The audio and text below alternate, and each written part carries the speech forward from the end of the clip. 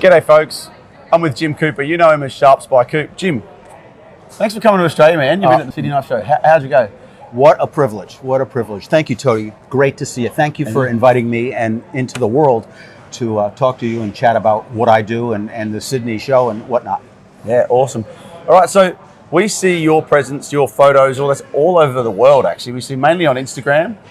People use your services from everywhere. Yeah. So how does that work? They send stuff to you when you take photos? Yeah, I often take deliveries straight to my studio at home, and it's a regular process. It's difficult, there's shipping involved and such like that, but I do a lot of work out of my home. My home is in Norwalk, Connecticut in the USA. I'm about an hour away from New York City, and but I do a lot of work at shows. I travel with a couple of suitcases filled with photographic equipment. I set up just like we did here. Here I am in Sydney, Australia, completely on the other side of the world, and happy to set up. And then I do a lot of work for the makers at a show. It's very convenient for them, and it's great for me too. Yeah, very much so. Actually, it's been interesting to watch you working with people's knives. Obviously, you've got Trevor running backward and forward, picking up people's knives. You bet. Bring them to you. You can get straight on, do your work. He takes them back again. You've got a well-oiled system there, and just one knife after the next. So how many knives do you think you've done in the last 2 days? It wasn't as busy as the Blade Show, which is nutty in Atlanta, but it was a very busy show, more than I anticipated coming here, which is a pleasant surprise. I probably shot just over 50 knives total, including the award winners. I promised the show organizers who helped get me here, Knife Art Association, Sydney Knife Show, that I would happily photograph the award-winning knives, which I did. And there was 11 award-winning knives. Yeah, there would have been, wouldn't there? It's great. The awards seem to get more and more every year. And actually, interestingly enough, this year there was a large number in some of the sections. I feel like if you wanted to win an award, you need to be thinking about which ones don't normally have them and maybe make a knife for that specific award category. There's a famous baseball player that's quoted in the United States, Yogi Berra. Yes. And Yogi Berra has a quote. It says, "Hit it where they ain't." Yeah, that's right. right. In other words, make something where the category that's not it. Yeah. I happen to be a judge. I was asked to be a judge for the awards, and it was my first opportunity to be able to help pick the award winners. It was a great process, and I was concurring with many of the guys over which we thought were the best. And you'll see, we'll probably link to the Sydney Knife Show award shots through my website and stuff. Later on in this video, you'll have a chance to see all those winners. Yeah, awesome, and it was really fun. So, Jim, can you tell me a little bit about you? Like, how long have you been a photographer for? Was it always knives? Have you got a bit of a history that brought you to this point? Can you give me a bit of information? Sure, thanks for asking. I started just like many of your viewers. I'm a collector. I own over 50 handmade knives. Right. I've probably purchased 150 over the course of my time. They come, they go, you trade this, you trade that. I had to be ripped away from a table this afternoon because I wanted to purchase a knife that I couldn't afford. It's an addiction, you know how it goes. But that said, I started back in about 2002 photographing my own stuff. I got involved in an online forum that had a contest, a photo contest. I used to be a motorcycle racer. Yeah. And I was a competitive rower. I was a lot of competition in my life. So as soon as I saw there was a contest, there I go. I said, let me enter this contest. Well, after a number of defeats, week after week in this contest, I had to figure out, what does it take to win? Oh, it takes a diffuser. It takes light behind the subject, not light at it. Yes. What does it take? And I finally figured out a better way to do it. I won the sympathy vote. Is that true? I maybe. I think you earned it. I did earn it. I tried hard. But the bottom line is that started. Once I got a taste of what a good knife photography was, I just kept at it. I'm very persistent. Very persistent. Yes. So that was good. That was 2003. And I set a name for myself. I was invited back in 2003 to California, late notice to do the Art Knife Invitational, which is a very prestigious knife show in the United States. And it was last minute, somebody fell away. The then photographer Eric Egley couldn't make it. His son had something going on, so I filled in. And once my images were shown to the United States through the internet, of all these wonderful world-class makers, I became a player in that industry too. Yeah. It was really an opportunity that was a gift to me. Yeah, well, and the rest is history. And fast forward all the way to 2019, without exaggeration, I have probably 14,000 individual images, individual knives I've photographed throughout the years. Yeah. Dealers, multiples, lots of stuff, but I've got a huge archive of custom knives on my library. Okay, wow. Look, 14,000 is a lot. A video sometimes seems easier because you can kind of get different aspects and all that. Now, your photos are seen different to a lot of others because of the fact you actually get multiple aspects in one photo. I really like that. Tell me a little bit about what it takes to get a still that tells a story instead of having to do a video. Terrific. There'll always be a place for still images, photographic images. We love video. It's dynamic, it's moving, that's the best of it. The problem with video is you have to hit the pause button right now if you missed what I said. It's always moving. So a photograph you can study, you can stop, you can look at it at your own speed. You can study each aspect and go around with it. And so there'll always be room for having a photographic image. Knives are long and thin. If you take a rectangle and you put the knife in it, you have two triangles of leftover areas. So you can add those details into those areas. I didn't invent this display system, but I've certainly helped pioneer it. Yes. And what happens is when we pick up a knife, we look at it. We don't just look at it and go, that's nice. We look at it and we turn it over and we start studying this and that, all those little things that make it interesting, the small details. Well, you got to see the overview of the knife, the core image, as I call it. But then those two areas that's the area that you want to show those areas, the parts of the knife the viewer may not see with just a single side view. And that's where I'd like to think I excel at, is really showing those ingredients that the viewer wants to see. They want to see that handle swell. They want to see that bit of file work, that back spine of the folder. Yeah, very much so. And I got the pleasure of watching you do a few of those stages. It was quite interesting to watch you take it from multiple angles and really care about. There's the tiniest small amount there that has got the shadow doesn't continue through, and multiple times just to get that perfect photo. It was really beautiful to see. It's the difference between a amateur taking a photo and knowing a bit about the software and that to make it look good, and someone who really knows how to make something look good. So it was a pleasure to watch. After you do something so many times, you start to have to pick up that eye, and you look at it and you go, that looks good, but it's not great. Yes. And that's where I know what to do to make it great. And I'd like to think anyway. I think 17,000 people can agree with that. I hope so. Very much so. And those of us who haven't had a knife done, but have looked at many of those photos. Yeah. Awesome. So tell me a little bit about your gear. Obviously, a lot of this is made at home. Like it's really good. So many of the tools that I use, I've improvised and made. You can buy good quality photographic equipment, the diffuser, tent, and stuff like that. But to make it work for me, I've made stuff.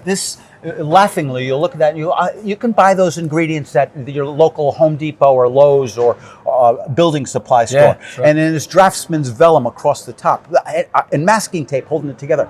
How professional is that? Well, 14,000 images later, I'll tell you it's pretty professional. Very professional. I use little holders to suspend my knives off the floor. I have a number of tasks that help me work. They help me work efficiently. They also give me my style.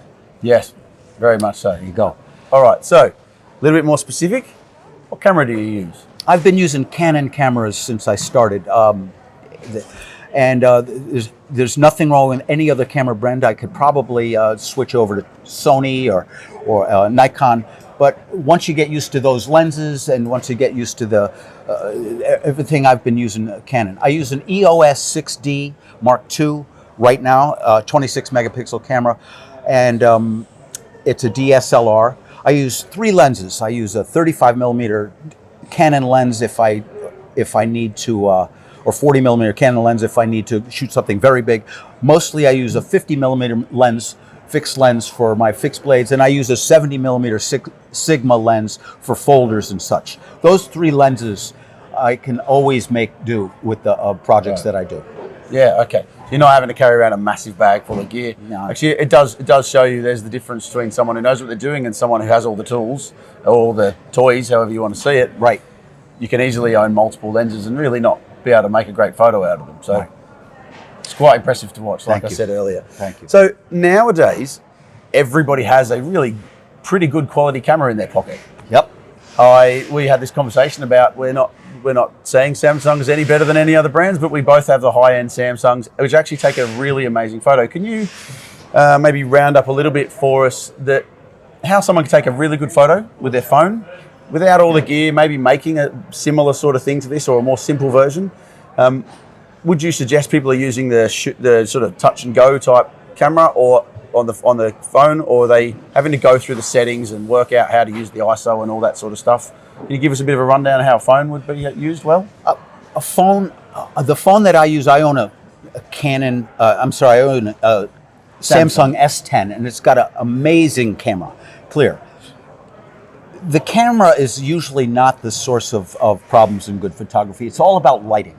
It's always about lighting. So you can capture great images with cell phones. Instagram is filled with makers that are taking darn good images of their stuff, dramatic images with cell phones.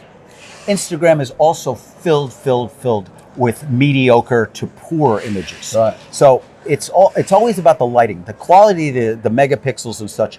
I use DSLR here. And strobes. We'll talk about that in a second, but I use strobes. I can't use strobes with my cell phone. So the cell phone, but most 99% of your viewers don't use strobes. All right? I use it for specific reasons.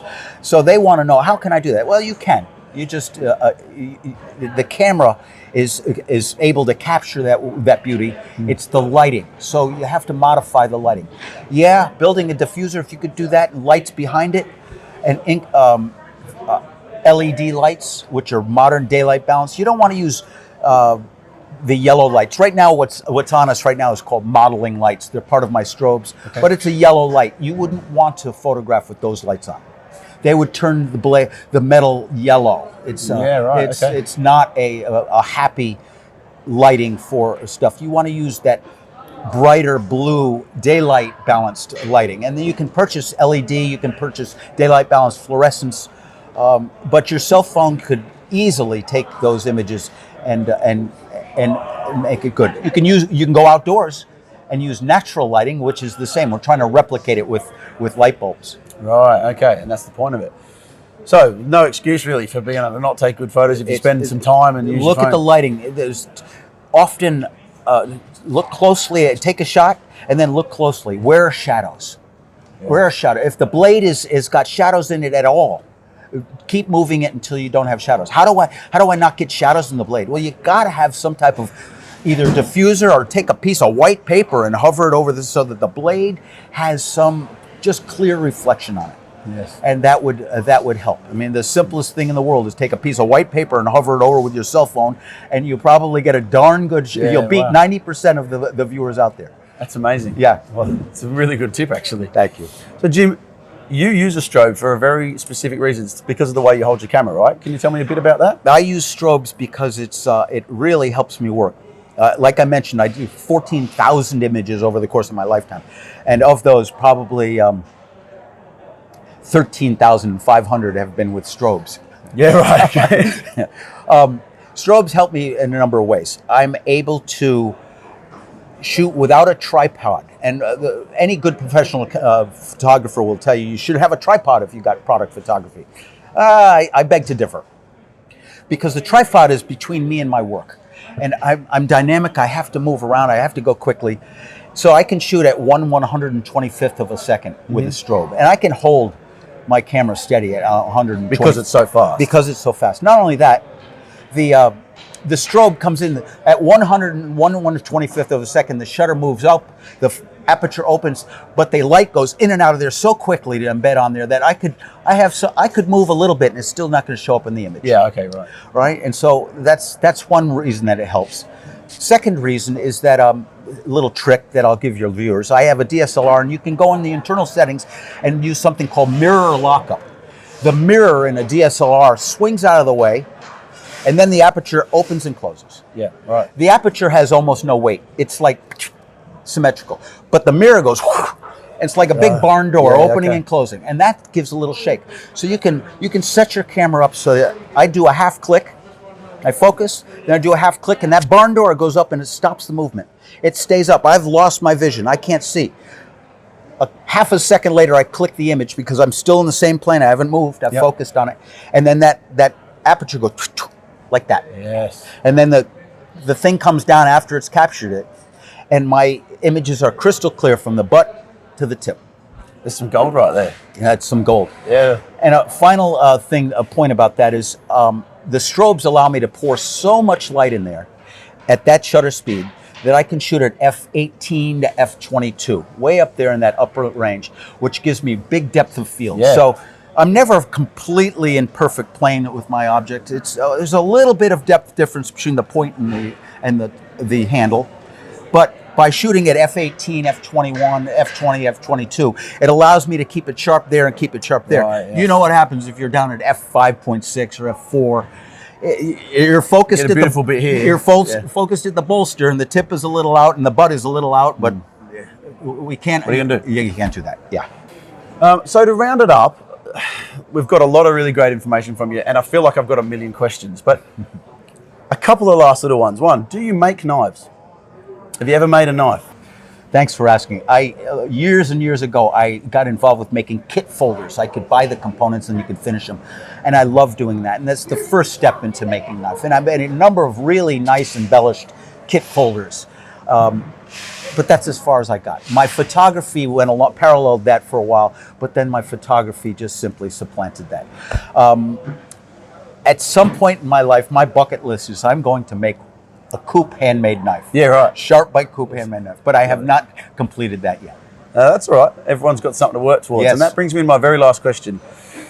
I often ask people, is there something that's you're working towards? Something that's hassling you at the moment? What's the next big thing that you want to do? Like whether it's photography, where are you aiming towards? You're not going to stay the same forever, I presume?